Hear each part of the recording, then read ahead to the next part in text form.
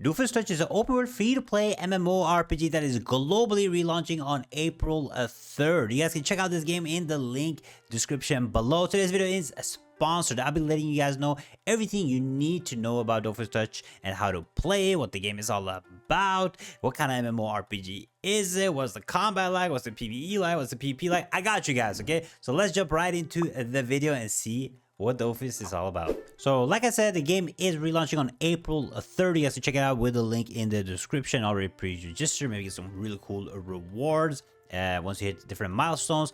But you guys are probably wondering, Spit, what is this game all about? Now, Doofus Touch will be a mobile game, and it is said to have the biggest map for an MMORPG on a mobile. The map is a massive 100 different maps. Each map has a different kind of environment, different type of monsters. There's a bunch of stuff to explore in this game. There's dungeons to find in this open world. You can meet other players. You can do your own exploration. You can do, work on your life skill. It's going to be a massive world. It's going to take you a long time to actually get through the whole map. So that is really cool. So that's the first thing that you will experience in the game, is going out on your adventure.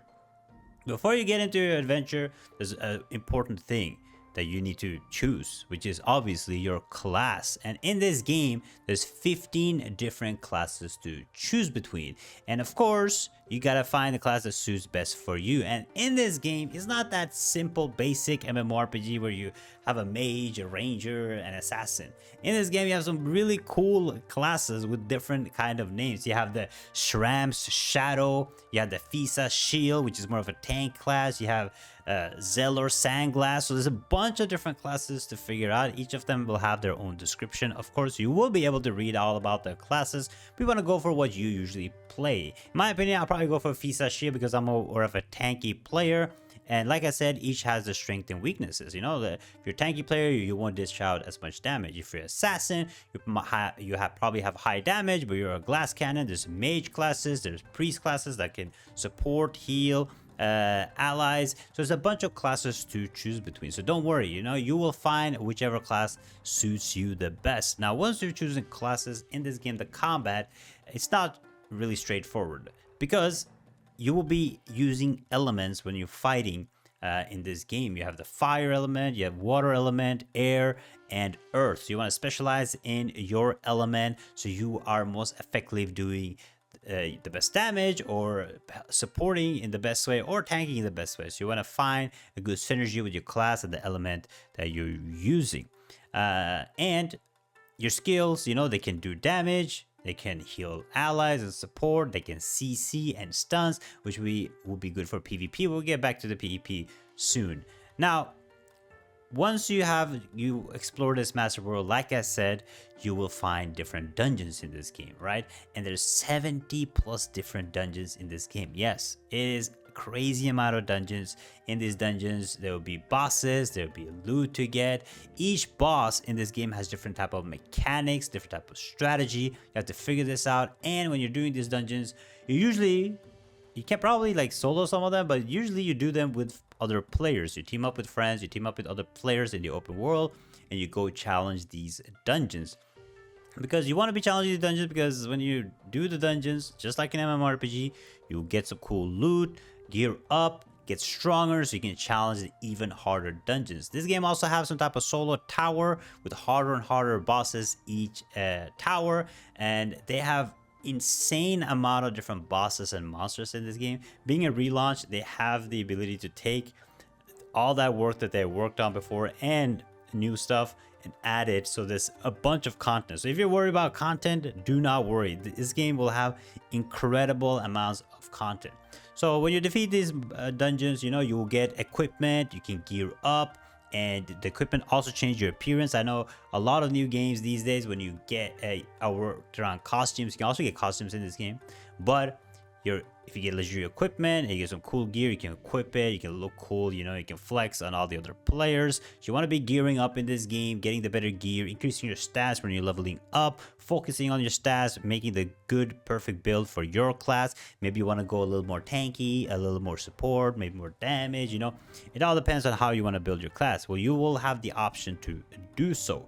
Now, you're probably wondering, yo, Spit, okay, the PvE and the dungeons, all this looks good. What about the PvP? And this game, of course, has PvP. They have arena modes where you can team up with the players and fight other players, and there you will be using a lot of strategy, have good synergy with your team, probably finding what class works best with your class, how you can play it. But there's PvP in this game, and not only arena modes, you can also do guild battles. So this game also have guild battles to offer, which will be a little bigger than the normal PvP arena. So there's a bunch of PvP to do in this game too. So in my opinion, you gotta have the PvP with the PvE. That's how you make a clean MMORPG.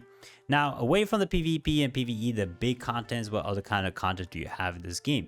Well, aside from the massive exploration, because like I said, it's a massive world to explore, you have crafting, you have life skills, you have trading, you have economy. So you will be going around, choosing what kind of life skills you want to focus on. You can mine, you can do some wood cutting. There's a bunch of materials to gather, materials to use for crafting, probably gear up your own character, or work the trading house, sell materials that you get, buy and sell, control the economy, get rich, or die trying, all that stuff. So it's up to you how you want to play it, what you want to focus on. You don't have to go hardcore on the PvP or the PvE. There's a bunch of stuff to explore and a bunch of stuff to do in the game, so you don't have to worry. Now, the biggest question that I always get: is it pay to win? And I can say to you guys, luckily this game is very free to play friendly. So of course the game will be free, so you guys can just download it like you want. But this game has no pay to win. You cannot buy gear. You cannot buy things that make your character stronger. You can buy costumes. You can look cooler. You can buy some kind of small things here and there, but you can't straight up buy any power, which is great. Okay, this is very important these days, and it's a very important topic for me too. You guys know me, I really love free-to-play friendly games, and this game seems to deliver on that. So you can check it out already on the website, what you can get, what you can buy. They have a whole thing. They have like community, they have forums. So if you're wondering, with people with more experience, you can check it out. So the game overall looks great. It has all that content they're looking for in an MMORPG. It has the mounts, it has the pets. You have the ability to socialize in this game, join guilds, meet other players, meet friends, make communities, do crafting, do dungeons, hard dungeons, because again, the dungeons get harder and harder, get more strategy to them. Bunch of classes to find. You can find these doofuses throughout the world, and gear up, get that legendary gear, do PvP, do the life skills. So overall opinion, I think this game has crazy amount of potential, being this massive. And since it is a relaunch, like I mentioned, being this massive, there's going to be a lot of content for you guys to do. One of the most important things, if you like this style of gameplay, you like this type of graphics, this will be probably one of the best games within this genre, within this niche, right? So when I look at the game, I see just massive amount of content, so you won't get bored, and basically a lot of stuff to do, and it seems very well polished. But that is it for Doofus Touch. You guys can check out the game in the link below. April 3rd is the global launch, so make sure you check out the global launch. There will be some pre-register rewards when they hit different milestones, and I think if you're an English server and you play on the first days, you get some cool new rewards. So make sure you guys check it out. Okay, use my link in the description below to check out this game. Let me know what you guys think about the game. Will you guys be checking it out? Have you guys heard about this game before? I would love to know. Take it easy, check out this video right here, and I'll see you guys next time. Bye bye.